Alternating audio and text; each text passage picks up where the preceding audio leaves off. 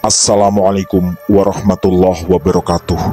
Selamat jumpa kembali sahabat-sahabat viewer dan subscriber channel Tita Misteri.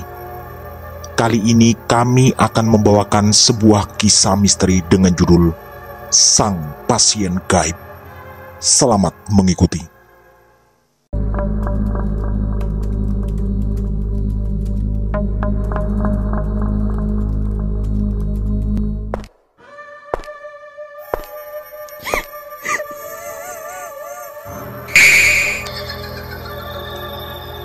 Jangan pernah mengikuti kisah ini sendirian.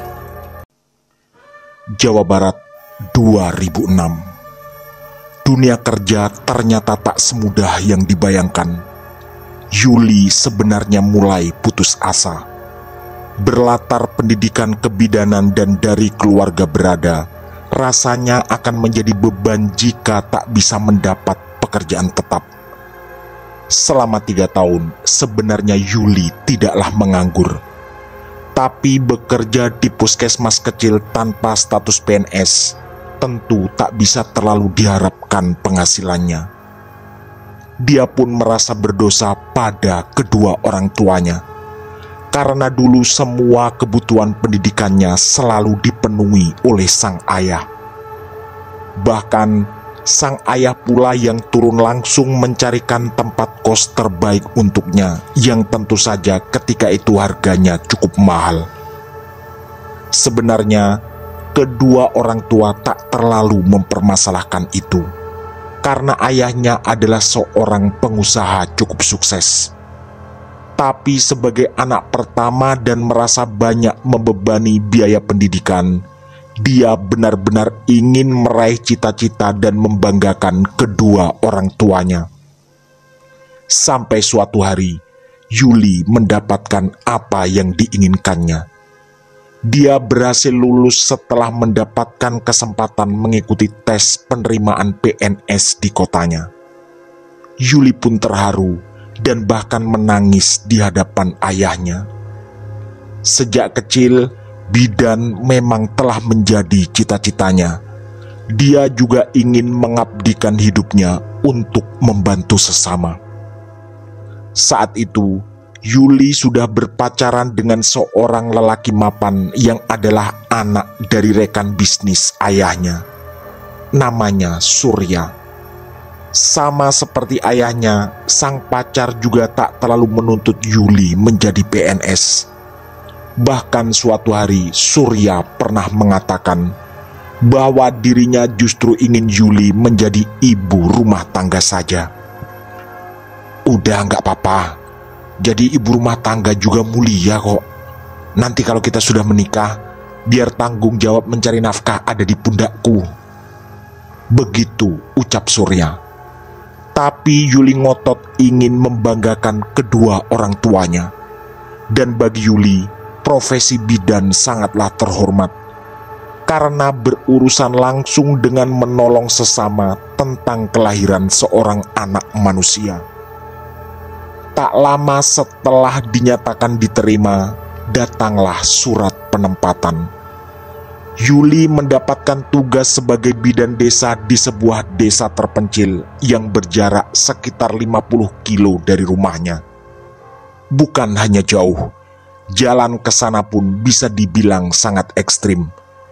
Kedua orang tuanya dan juga Surya tentu merasa khawatir. Tapi Yuli meyakinkan mereka bahwa tugas mulia ini harus dijalani. Apalagi, konon di desa itu fasilitas kesehatan sangat terbatas. Sambil bercanda, Yuli sempat berkata pada sang ayah, "Berarti kan Yuli dapat pahala lebih besar ya?" Yang hanya disambut senyuman oleh sang ayah, lalu sebuah pelukan hangat mendarat untuk sang putri tercinta. Tapi ternyata sang ayah punya rencana lain. Beliau bahkan bersedia membayar semacam denda jika memang ada, demi agar sang anak tak mendapat tempat tugas di tempat seterpencil itu. Setelah mendengar itu, Yuli tetap merengek pada ayahnya. Sampai akhirnya dia mengatakan akan mengambil jalan tengah. Dia meminta waktu 3 bulan pada sang ayah. Dan jika dalam 3 bulan Yuli tak betah di sana, maka Yuli bersedia mengundurkan diri. Dan bahkan juga siap jika segera dinikahkan. Sampai akhirnya hari itu pun tiba. Yuli harus berangkat ke desa tempat tugasnya. Ternyata benar yang dikatakan orang. Cinta pertama seorang wanita adalah ayahnya. Tanpa sepengetahuan Yuli, Pak Taufik ayahnya ternyata mensurvei ke desa itu bersama beberapa anak buahnya. Dan yang membuat Yuli terharu adalah sang ayah sampai terjatuh dari sepeda motor karena hal itu. Untung saja beliau tak sempat luka parah. Yuli akhirnya harus berangkat ke desa tempat tugasnya. Karena Pak Taufik belum benar-benar sembuh, akhirnya beliau menyuruh Om Ridwan untuk mengantar Yuli. Om Ridwan adalah adik kandung Pak Taufik yang juga sangat menyayangi Yuli sejak dia masih kecil. Atas saran sang ayah, Yuli hanya membawa sebagian kecil barangnya. Rencananya, beberapa hari lagi Pak Taufik akan menyuruh anak buahnya untuk membawakan perlengkapan Yuli yang lain dengan menggunakan sepeda motor. Karena jalan ke sana memang sangat sulit ditempuh dengan kendaraan roda 4 karena jalanan rusak di beberapa titik. Karena jarak cukup jauh, Yuli dan Om Ridwan pun berangkat pagi-pagi sekali. Sekitar jam 5, Om Ridwan sudah siap menunggu di depan rumahnya. Setelah cipika-cipiki dengan ayah dan ibunya serta mencium tangan beliau berdua, Yuli pun berangkat. Sekitar 45 km, jalan yang dilalui masih aman karena aspal yang halus. Tapi setelah itu, mereka berdua sampai di jalan yang licin dan berbatu. Dan pada saat yang sama, turunlah hujan yang langsung deras. Akhirnya Om Ridwan mengajak Yuli singgah di sebuah warung kecil. Ternyata itu hanya warung kopi dan tidak menjual makanan seperti nasi.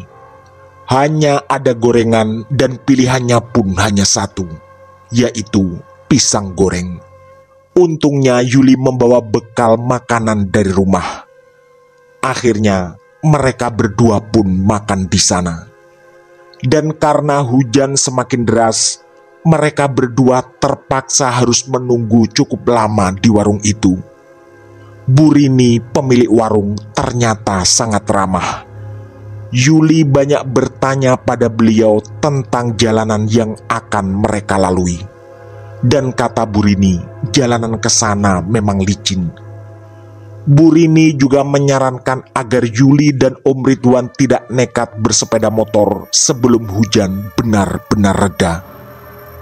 Tadi malam hujan deras banget di sini, ucap Bu Rini untuk semakin menekankan sarannya. Hujan tetap turun dengan deras, dan sejak mereka berdua masuk warung, tak ada satupun pengunjung lain. Yuli dan Om Ridwan bahkan sempat tidur siang di sebuah dipan bambu yang ada di dalam warung itu. Setelah lama menunggu, sekitar jam 7 malam, hujan baru reda. Yuli mengirim SMS lagi pada sang ayah tentang kondisi hujan. Tentu saja agar beliau tidak khawatir. Sejak tadi hujan turun dan terpaksa singgah di warung, Yuli memang sudah menelpon ibunya. Begitu hujan benar-benar reda, Yuli pun mengajak Om Ridwan melanjutkan perjalanan. Dan memang medan sangat sulit. Entah berapa kali Yuli harus turun dan membantu Om Ridwan mendorong sepeda motor. Udara terasa masih sangat dingin walau hujan tak turun lagi. Om Ridwan mengaku dulu pernah lewat jalan ini, dan kata beliau, kondisi jalan ini ketika itu bahkan lebih parah. Melihat Yuli yang kelelahan, beberapa kali Om Ridwan mengajaknya bercanda. Sekitar 2 atau 3 kilometer kemudian, sampailah mereka di hutan pinus. Ada jalan kecil yang membelah hutan pinus itu, dan seperti tadi, terlihat licin dan berbahaya. Setelah jalanan mulai agak rata, Om Ridwan sedikit menambah kecepatan motornya. Walau lampu motor sudah dari tadi dinyalakan, tapi suasana tetap tampak gelap karena pepohonan yang begitu rimbun di kanan kiri. Ketika asik mengobrol, tiba-tiba Om Ridwan mengerem mendadak yang membuat mereka berdua terpental dari motor. Untungnya tak ada yang terluka, hanya pakaian mereka saja yang menjadi kotor. "Ada apa, Om?" tanya Yuli sambil membersihkan lumpur yang menempel di celananya. "Aku merasa tadi menabrak sesuatu, sepertinya nenek-nenek," jawab Om Ridwan. Mendengar hal itu, Yuli langsung mengitarkan pandangannya ke sekeliling. Dia tentu khawatir jika nenek yang dimaksud benar-benar tertabrak dan terluka parah. Tapi setelah cukup lama mencari, ternyata tak ada siapapun di sekitar mereka. Om Ridwan tentu kebingungan, tapi lalu memutuskan untuk lanjut. "Udah gak usah dipikir, mungkin binatang yang melintas," ucapnya yang segera dibalas anggukan oleh Yuli. Sebenarnya Yuli mulai khawatir, apalagi situasi sangat sunyi dan tak ada siapapun yang melintas. Ada rasa takut, jangan-jangan mereka diganggu makhluk gaib atau semacamnya. Akhirnya, dia mewanti-wanti agar sang paman mengurangi kecepatannya. Sekitar 300 meter kemudian, suasana semakin gelap.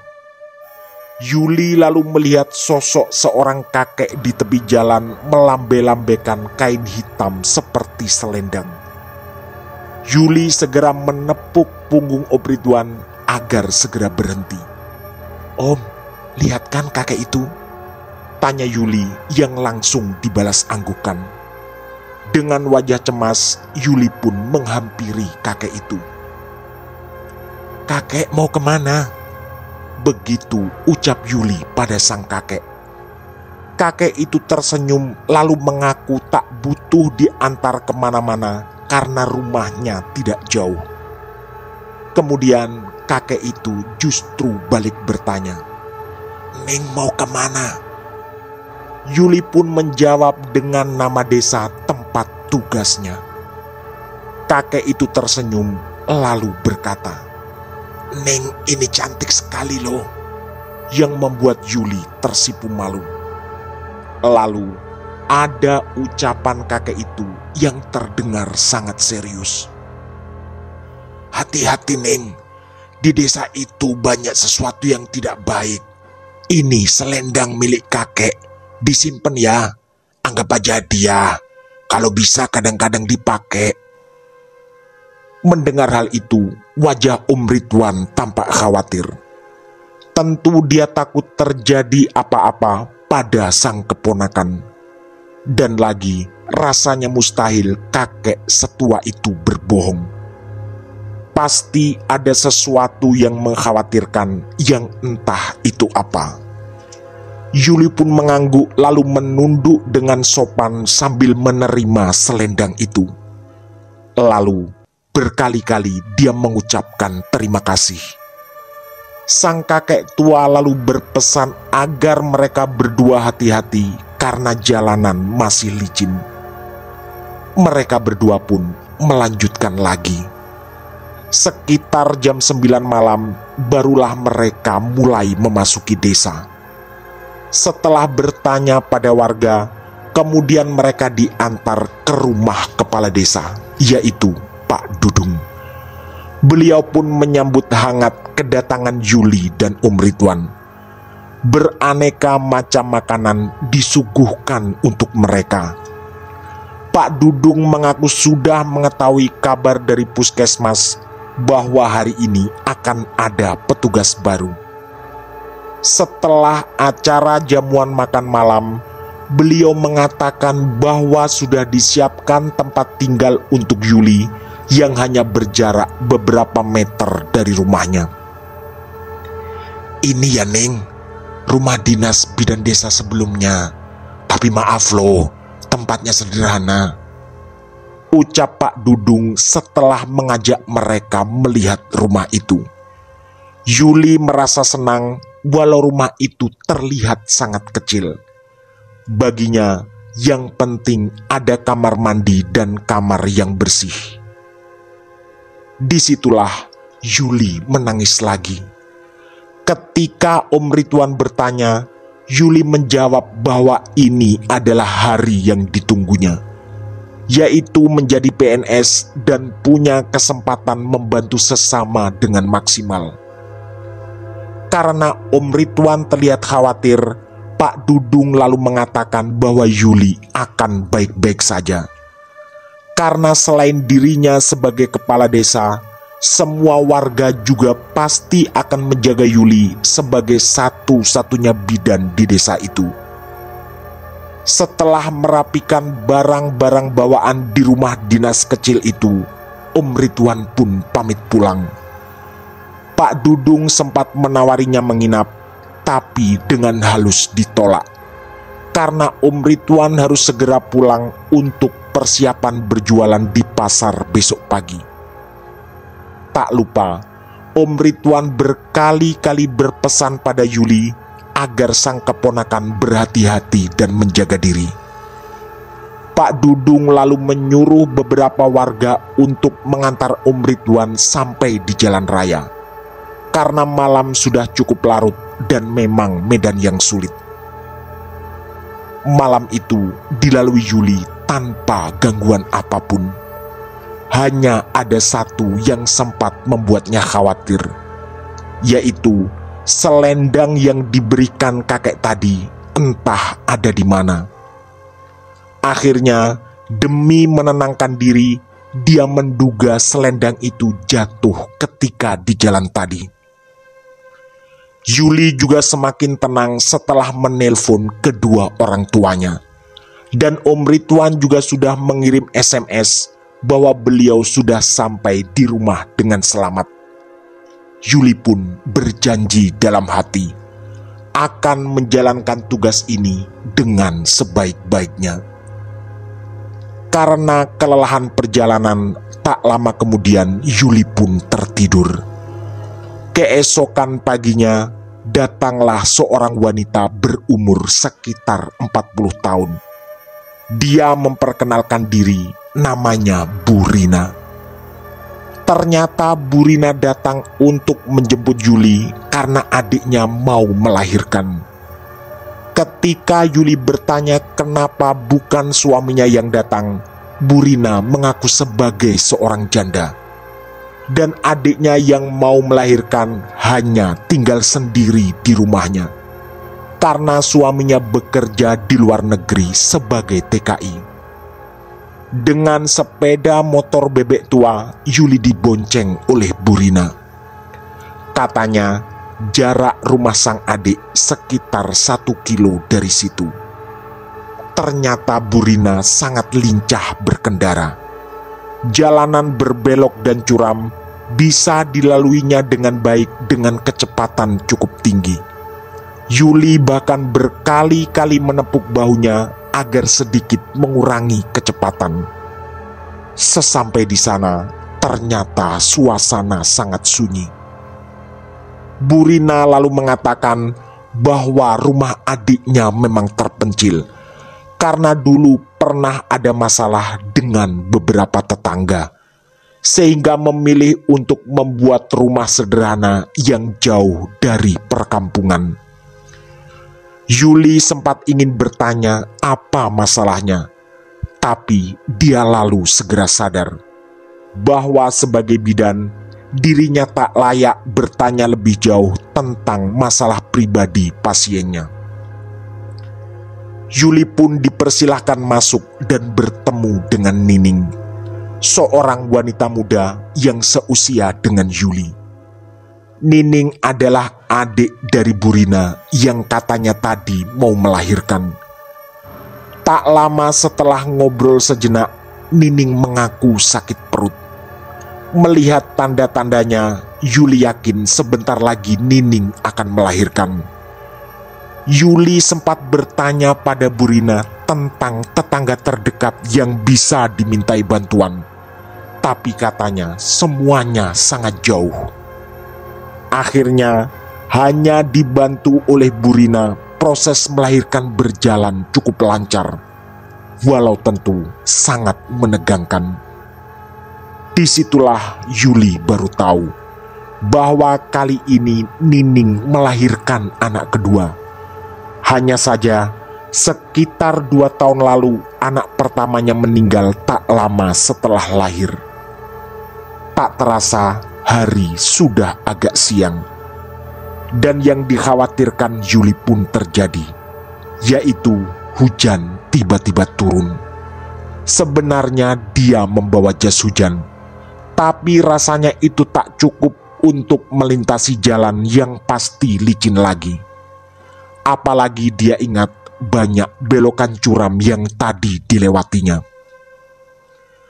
Ada perasaan lega di hati Yuli setelah menuntaskan tugas pertamanya sebagai bidan di desa ini.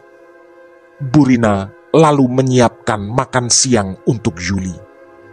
Dan karena hujan tak kunjung reda, Burina menyarankan Yuli untuk istirahat sebentar di kamar satunya.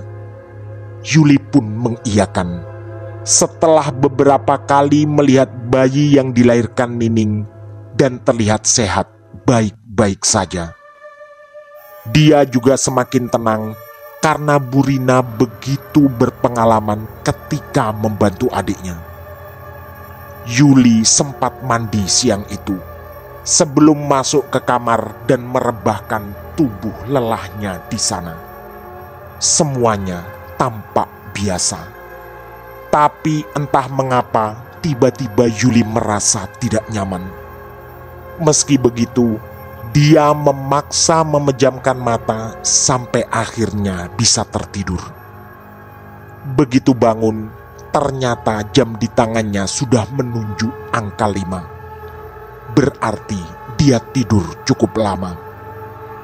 Begitu mendengar Yuli bangun, Burina pun bertanya jika Yuli sudah mau pulang. "Gimana, Bu? Kalau sudah siap pulang, saya antar lagi." Yuli pun mengangguk dan segera bersiap. Singkat cerita, mereka berdua pun berboncengan lagi. Tapi ada yang aneh. Perjalanan terasa lebih dekat dan cepat. Yuli menduga mungkin Burina lewat jalan alternatif yang tak sama dengan tadi. Tapi baginya tidak menjadi masalah. Yang penting bisa segera sampai di rumah dinas. Begitu sampai di sana, Burina langsung pamit dan berkali-kali mengucapkan terima kasih. Hujan yang lagi-lagi turun membuat udara menjadi semakin dingin. Suasana sekitar juga sangat sepi. Pasti warga malas keluar dalam kondisi seperti itu. Tak lama kemudian, Yuli pun mandi. Badannya lalu terasa lebih segar setelah seharian berkutat dengan tugas. Setelah kembali ke kamar, belum sempat dia berdandan, terdengarlah suara ketukan pintu. Sempat diliriknya jam dinding, jam 6 kurang 10 menit. Akhirnya Yuli segera keluar. Dia khawatir ada pasien yang harus segera ditangani. Tapi ada yang aneh kali ini. Begitu Yuli membuka pintu, tak ada siapapun. Rumah warga juga terlihat tertutup rapat semuanya. Perasaan Yuli mulai tidak nyaman. Apalagi bulu kuduknya tiba-tiba berdiri. Tapi dia berusaha menghilangkan semua pikiran buruk dan menduga tadi hanya salah dengar. Belum sempat masuk ke dalam kamar, terdengar lagi ketukan pintu luar yang kali ini lebih keras. Yuli mulai khawatir. Dengan langkah yang gemetar, dia pun perlahan membuka pintu. Ternyata ada seorang ibu muda yang tampak hamil tua. Yuli pun mempersilahkan wanita itu untuk duduk. Sedangkan laki-laki yang mengantarnya dipersilahkan untuk menunggu di luar. Yuli yakin dia pasti adalah suami dari ibu muda ini. Yuli pun bersemangat menangani pasiennya. Tapi tiba-tiba ibu ini tampak pucat. Yuli langsung menduga wanita itu mengalami anemia yang memang sering dialami oleh ibu hamil. Tapi saat Yuli memeriksa detak nadi dan tekanan darah ibu muda ini, alatnya tak menunjukkan angka berapapun. Berkali-kali Yuli mencoba dan bahkan sempat mengetuk-ngetuk alatnya, hasilnya tetap sama. Tak ada angka berapapun yang terlihat. Yuli pun menduga alat itu rusak. Tapi Yuli tak terlalu yakin, apalagi dia teringat dari tadi bulu kuduknya sempat merinding. Yuli mulai panik, apalagi saat menyentuh kulit wanita itu yang terasa sangat dingin. Yuli lalu membaringkannya di tempat tidur pasien dan bergegas keluar untuk memberitahu suami ibu ini. Begitu diberitahu istrinya lemas, laki-laki itu segera berlari mengikuti Yuli masuk ke ruang pasien. Tapi disinilah terjadi sesuatu yang sangat mengejutkan. Ternyata ibu tadi sudah tak ada di ruangan. Yuli pun semakin panik. Rasanya mustahil wanita dengan perut sebesar itu bisa keluar rumah dengan begitu cepat. Dan begitu Yuli berbalik, ketakutannya semakin berlipat. Ternyata laki-laki tadi juga tidak ada. Yuli semakin yakin ada sesuatu yang tidak beres. Dengan langkah yang makin gemetar, Yuli perlahan berjalan ke depan untuk menutup pintu. Tapi tepat di depan pintu ada seorang wanita muda yang berdiri di sana. Wajahnya pucat dan di mata Yuli sangat aneh. Disitulah batinnya bergolak. Ibu ini tidak tampak seperti manusia biasa. Tapi di sisi lain, Yuli tetap harus menjalankan tugas, apalagi ibu ini juga terlihat sangat pucat. Ketakutan semakin terasa dan Yuli merasa tak mampu lagi berpikir jernih. Ibu itu ternyata datang sendiri dan Yuli langsung mempersilahkan masuk.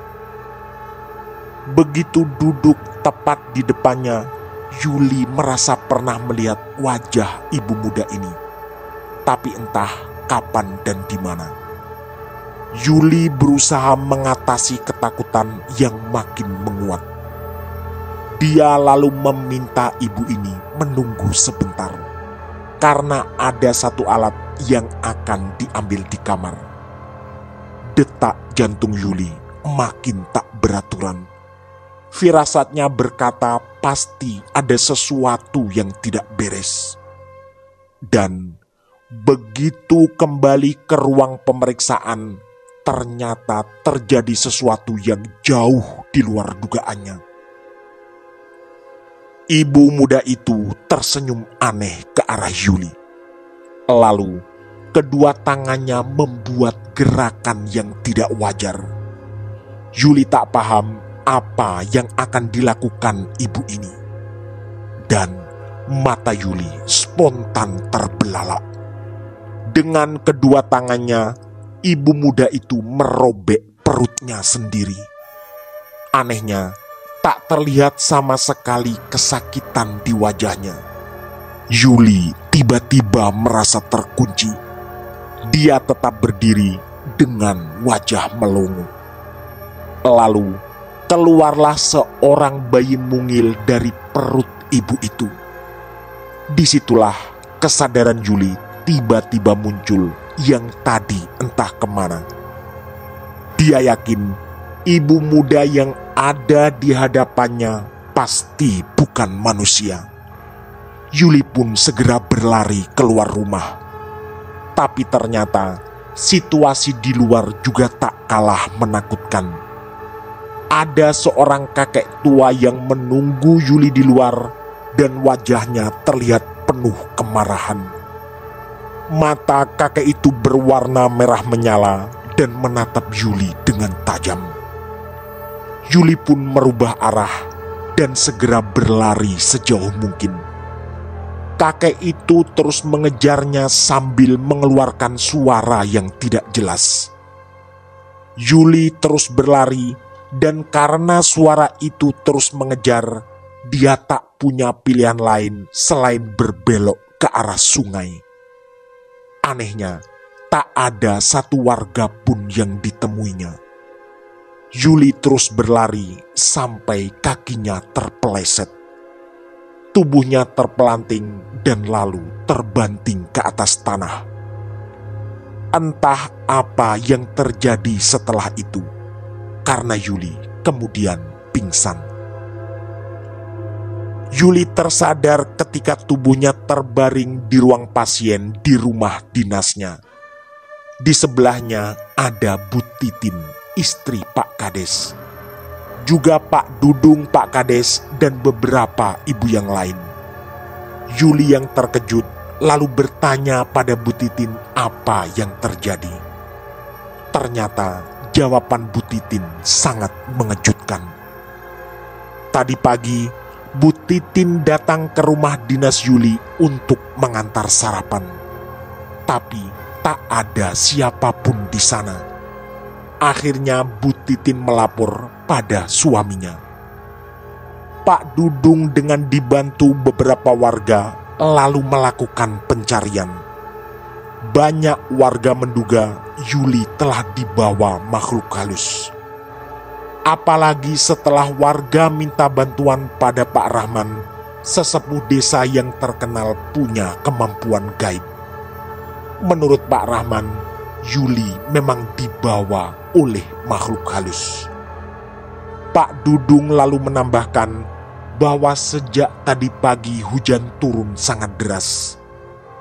Tempat-tempat yang terkenal angker di desa itu semua disisir oleh warga. Tapi tak membuahkan hasil setelah seharian mencari. Sampai akhirnya sekitar jam 11 malam, seorang warga berteriak karena melihat seorang wanita tergeletak di pinggir sungai. Dan setelah diperiksa, ternyata itu memang adalah Yuli yang pingsan di sana. Yuli lalu melirik jam dinding. Ternyata benar, jam 11:15 menit. Pak Rahman sebentar lagi mau kesini kok, Ning, kata Bu Titin. Dan ternyata benar juga. Sekitar 3 menit kemudian, datanglah seorang laki-laki tua yang tampak berwibawa. Kata Pak Dudung, beliau adalah Pak Rahman. Setelah Yuli merasa agak nyaman dan duduk, Pak Rahman bercerita bahwa menurut penerawangan gaibnya, Yuli tadi memang terbawa ke alam gaib. Dan makhluk yang melakukan itu adalah jin penunggu hutan pinus, yang beberapa kali ditemui warga dalam bentuk kakek yang membawa selendang berwarna hitam. Disitulah tiba-tiba Yuli teringat. Dalam kejadian tadi, dia dikejar oleh laki-laki tua yang matanya merah. Dan setelah berusaha mengingat lagi, wajahnya memang mirip dengan kakek tua yang memberinya selendang ketika pertama kali diantar oleh Om Ridwan. Yuli lalu berusaha merekam memorinya lagi. Wanita aneh yang tadi merobek perutnya sendiri, wajahnya mirip dengan Nining, ibu muda yang tadi pagi dibantu melahirkan. Berarti mereka semua bukan manusia. Melihat Yuli yang pucat lagi, Bu Titin pun memeluknya. Beliau bahkan berbaik hati menawarkan diri akan menemani Yuli menginap di rumah dinas ini. Pak Rahman lalu bersuara lagi. Kata beliau, jin yang berbentuk seorang kakek berselendang hitam memang adalah penunggu hutan pinus yang kerap mengganggu warga, terutama orang baru. Dan kata Pak Rahman lagi, sebenarnya makhluk-makhluk halus itu sangat mudah ditangkal. Yang penting banyak berdoa dan menjaga ibadah. Yuli pun tertunduk.